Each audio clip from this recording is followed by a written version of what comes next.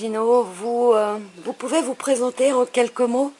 Oui, je m'appelle Jean-Charles Corsi-Louis.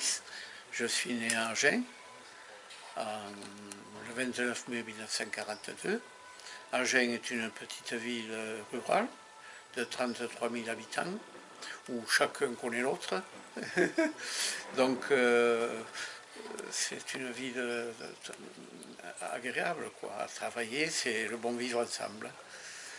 Et vous faisiez quoi comme métier, Gino? Eh bien, je faisais le métier de maçon. Et pourquoi? D'abord parce que mon père était maçon et à l'âge de 12 ans, il m'a amené sur les chantiers. Et après, à l'âge de 14 ans, j'ai pris la décision, j'ai trouvé que c'était agréable et j'ai pris la décision d'aller dans les collèges techniques pour apprendre notamment ce qu'on ne voyait pas sur le chantier, c'est-à-dire les technologies générales et pratiques qui sont variables d'une région à l'autre. Et quand on arrive à connaître les différents matériaux, les gens et la région, c'est très appréciable et c'est important. Gino, donc votre père faisait ce métier de maçon. Oui. C'est pas parce que votre père le faisait que vous deviez forcément avoir envie de faire la même chose, hein. Oui. C'est quoi qui vous a intéressé, qui vous a plu par rapport au modèle de votre père? Ce sont le relationnel que j'avais autant avec mes clients qu'avec les ouvriers. Et ça m'a apporté beaucoup de choses. Et ça m'a décidé à faire le métier de maçon.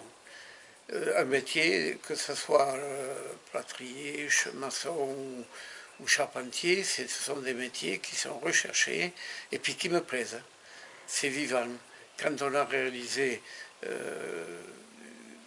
un ouvrage, on est satisfait, on est fier de l'avoir réalisé avec ses deux mains. Mais bon, ma question était plus dans le sens par rapport au modèle de votre père, hein. Qu'est-ce qui vous plaisait en le voyant exercer ce métier qui a fait que ça allumait comme une étincelle chez vous?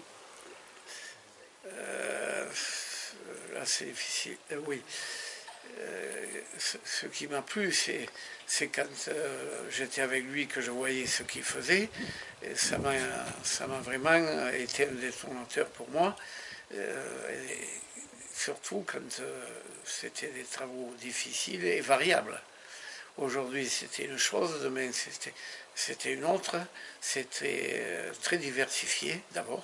C'est ce qui est intéressant. Jamais au même endroit, jamais avec les mêmes clients. Et alors, ce qu'il y a de bon, c'est que quand on connaît bien son métier, les clients reviennent nous voir et c'est ce qui est très appréciable. J'ai gardé des clients pendant 30 ans et qui sont devenus mes amis. Donc le détonateur, c'est un détonateur d'avoir appris ce métier pour moi et vu ce que j'ai pu avoir avec mon père et ensuite apprendre dans les écoles. D'accord. En fait, là, on fait une série de conférences. La première, hein, c'est celle-ci. Et l'idée, c'est de proposer aux jeunes de leur expliquer, avec des anecdotes et puis 30 ans d'expérience, pourquoi le métier de maçon pourrait leur correspondre. Parce qu'il ne correspond pas forcément à tout le monde. Donc la première partie de ce qu'on va évoquer, c'est quelles sont les bonnes questions qu'il faut se poser pour savoir si on est fait ou non pour ce métier. D'abord, il faut avoir du contact. Si on est trop réservé, qu'on est timide, ça passe beaucoup moins. Il faut être osé, avoir beaucoup de volonté, comme j'ai dit, de la pugnacité, être fidèle à ses clients, avoir un peu de philosophie, parce que certains clients acceptent certaines choses, il faut aller toujours dans le bon sens, aller vers eux.